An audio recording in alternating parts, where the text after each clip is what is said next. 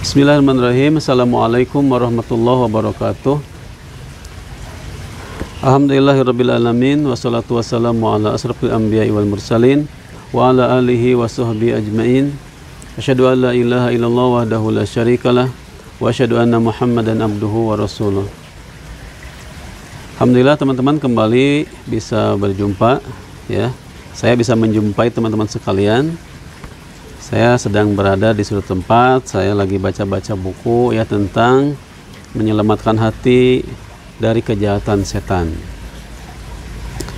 Setelah kita mengetahui tentang pentingnya ruqyah, baik itu ruqyah mandiri ataupun diruqyah oleh orang yang lain ya.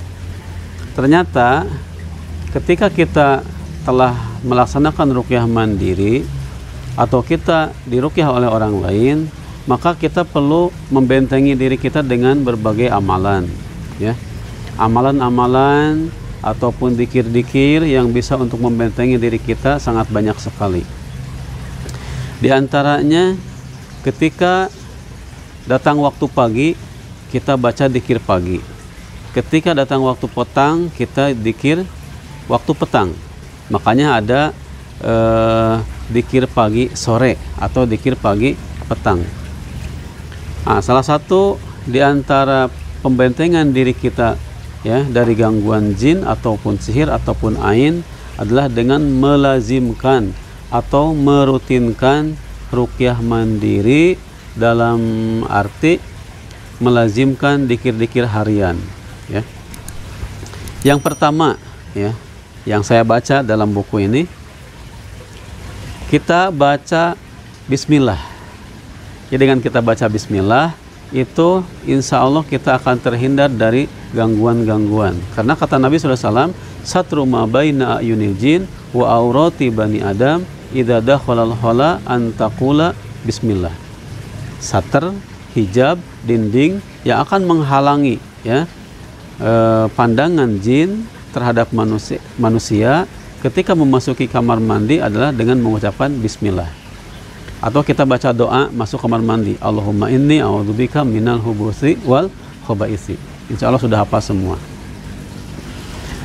Itu bismillah ya.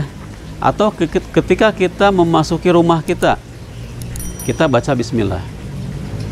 Dengan bismillah itu, kata Nabi SAW, ketika seseorang masuk ke rumahnya dengan bismillah, maka setan berkata kepada temannya, kamu tidak bisa masuk ke rumah ini. Ketika orang itu makan dan minum dengan bismillah, setan mengatakan kepada temannya, kamu tidak akan bisa makan dan minum di rumah ini. Tapi ketika seorang itu masuk rumahnya tanpa bismillah, makan minum tanpa bismillah, maka setan mengatakan kepada temannya, kamu dapat tempat, dapat makanan, dan kamu dapat tempat menginap. Ya, jadi bismillah itu sangat ringan ya, bisa kita lazimkan. Yang kedua, kita membaca muawwidzat, Al-Ikhlas, Al-Falaq, An-Nas ya, tiap pagi 3 kali, sore 3 kali. Itu bisa mencukupi atau melindungi kita dengan izin Allah Subhanahu wa taala dari berbagai macam gangguan jin ya, gitu. Muawwidzat ya, Al-Ikhlas, Al-Falaq, An-Nas. Pagi hari dibaca 3 kali, sore hari dibaca 3 kali. Membacanya tidak harus kita duduk bersila dan sebagainya ya. Jadi bisa sambil kita aktivitas, mungkin ibu-ibu sambil nyapu ya, sambil di tempat-tempat yang suci tentunya ya, sambil duduk, sambil berbaring juga bisa membaca itu. Yang ketiga, kita baca tahlil ya, la ilaha illallah wahdahu la syarikalah lahul mulku wa lahul hamdu wa huwa ala kulli syai'in qadir. Itu dibaca sebanyak-banyaknya, boleh sampai 100 kali ya. Baca tahlil. Kata Nabi, siapa yang baca tahlil la ilaha illallah wahdahu la syarikalah lahul mulku wa lahul hamdu wa huwa ala kulli syai'in qadir, akan terhalang dari gangguan jin. Atau kita bisa baca dikir pagi petang. Yang kita baca yang simpel aja. Memang dikir pagi petang itu sangat banyak, tapi kita bisa baca bismillahilladzi la yadurru ma'asmihi syai'un fil ardi wala fis sama wa huwas samiul alim. Dibaca 3 kali pagi hari, dibaca sore hari 3 kali. Maka kata Nabi sallallahu alaihi wasallam, siapa yang membacanya 3 kali di pagi hari, 3 kali di sore hari, maka dia akan terhindar dari segala mara bahaya. Jadi itu sebetulnya yang disebut penangkal bala, penangkal musibah, sudah Rasulullah tuntunkan kepada kita dengan zikir pagi dan petang.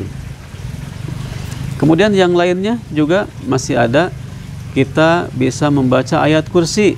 Ya, ini populer mungkinnya sudah pada hafal. Ayat kursi kapan dibacanya?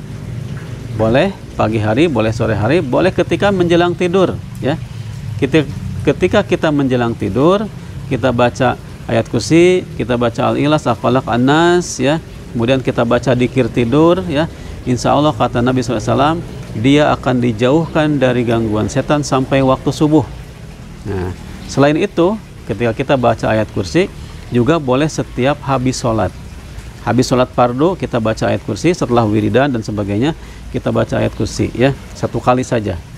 Maka kata Nabi SAW, akan melindungi dia sampai waktu sholat berikutnya. Kalau kita baca pada subuh, maka melindungi kita sampai duhur. Kita baca pada duhur, akan melindungi kita dengan izin Allah sampai waktu asar. Dan demikianlah seterusnya.